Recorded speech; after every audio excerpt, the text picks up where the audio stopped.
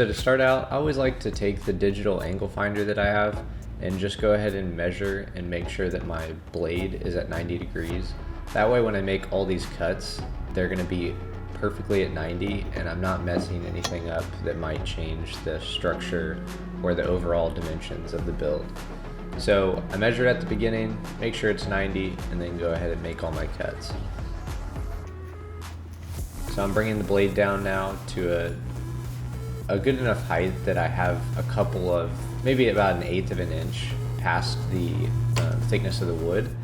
And then I'm setting the thickness of the cut with the table saw fence. I'm gonna set this measurement at 1.5 inches. Now I grabbed the combination square, and I like to use this just to be absolutely sure on my first cut that I'm doing it 1.5 inches. So I set it up against the fence and I measure to the blade, and I just double check that it's 1.5 inches. This is important just for my other cuts, because if I'm off, then it affects the rest of the build. So I go ahead and line this up and make sure that I've got some clearance on the top just to cut the entire thickness of the board. And you see me just grabbing a scrap piece of wood here. Now it may seem like it's overkill, but trust me, with these outboard pieces, if I'm not making sure that I'm cutting 1.5 inches, with the structure being made of these boards, the rest of the entire doors and the glass panes, everything that's going into this build is going to be affected. So I just go ahead and check, and then I run my cut. Now this is a 6/4 hardwood. This is soft maple in particular. But as I run this down, I wanted to explain that this is 1 3/8 thick soft maple. Normally it starts out as 1.5 inch thick, but they plane 1/16 of an inch down on both the top and the bottom and the side, so that you can just easily run it down the table saw. This is sold at Woodcraft or Rockler, somewhere that sells hardwood. So this final board is 1 3/8 thick by 1.5 inch thick. And I can just go ahead now and run these boards all the way down the table saw, and because the thickness is 1 3/8 thick, I'm cutting 1.5 inch parts of the board. So now my final dimension is 1 3/8 by 1.5 inch, and it's flat on all 4 sides. This helps me out because, like my workbench that you see in this video, all the boards are now flat and you barely have to do any sanding. It's not rough like a 2x4 that you would get from Home Depot or Lowe's. So it'll hold up over time, be more durable, more dent resistant, and overall just have a better look than a rough 2x4. After all, this is going inside our house, and I want it to last our entire family's life, maybe even on to the next. So I grabbed the other 6/4 board, and you can see I've got 3 boards up there lined on the back end of the workbench. I run this second 6/4 board that I sourced so that I can get 6 total boards that are at least 60 inches long. These boards are going to make up the horizontal outer structure of the entire entertainment center and is important to the overall rigidity. If you guys are liking the build so far and want to see more as I go through, go ahead and subscribe so that way you can be notified every time I come out with a new part.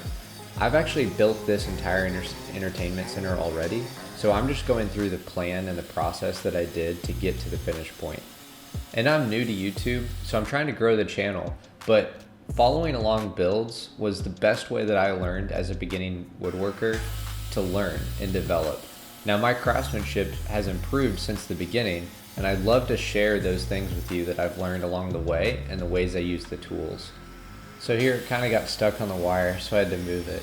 But I go ahead and push this last board through, and there's a little bit of excess. It's longer than 60 inches here, but I like to have just a little bit extra so that I can use them for scrap pieces of wood or test pieces whenever I'm making detailed cuts on these pieces later on. And so you'll see it pop up in the later parts that come out. So I've made this entertainment center already, but as I'm looking at the plans here that I've made for the cut list, you're following along on this part series after I've built it. So I'm able to have a clear mind and basically go through all of the step-by-step process that I did, which will hopefully help you in your build if you go ahead and make this as well. And if you're interested, I can make plans for this. I have plans on an Etsy shop for the workbench that you see here, and people love it. I can do the same for this entertainment center.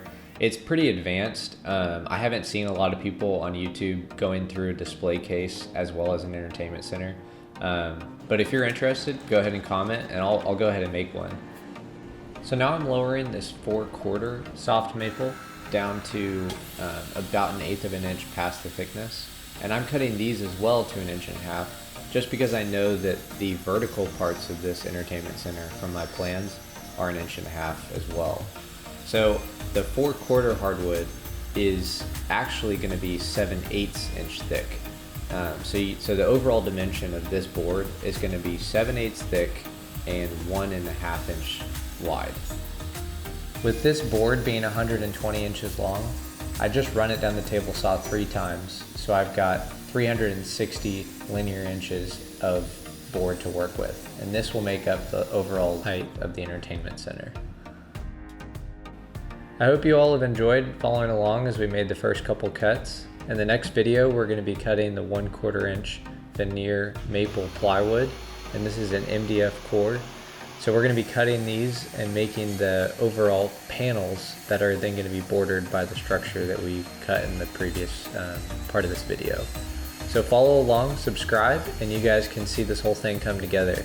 If you leave a comment or question, I'll get to every single one of them, and I look forward to seeing y'all next time.